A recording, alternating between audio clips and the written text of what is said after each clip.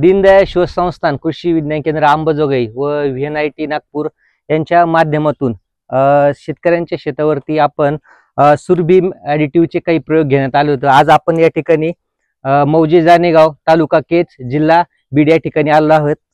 तर जानेगाव येथील एक शेतकरी आहेत, तर मी त्यांना आपला परिचय सांगा। रामेश्वर त्रिंबक घोंगडे, राहणार जानेगाव, तालुका केज, जिल्हा बीड।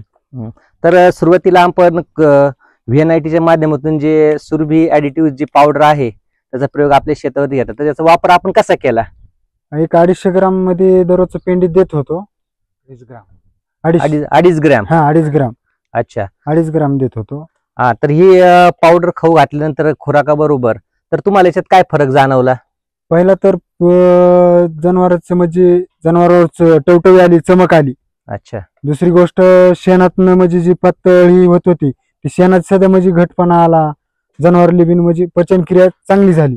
अच्छा। आणि दुसरी गोष्ट म्हणजे दुधात फॅटनं एक 45 पासून माझा 60-62 पर्यंत भाव गेलाय।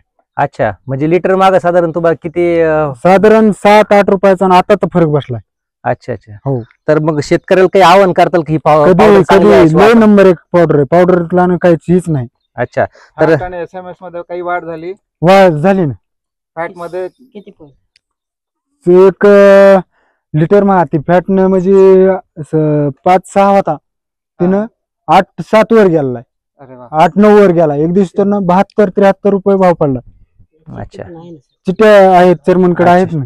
अच्छा। रोजच तर यापुढे मग ही पावडर तुम्ही 100% कधी ठेवायचं आहे आम्हाला, फक्त मिळावा अशी एक आमची भावना आहे। अच्छा, KVK च्या माध्यमातून तुम्हाला मिळत राहील। हो चालतं, ठीक आहे सर।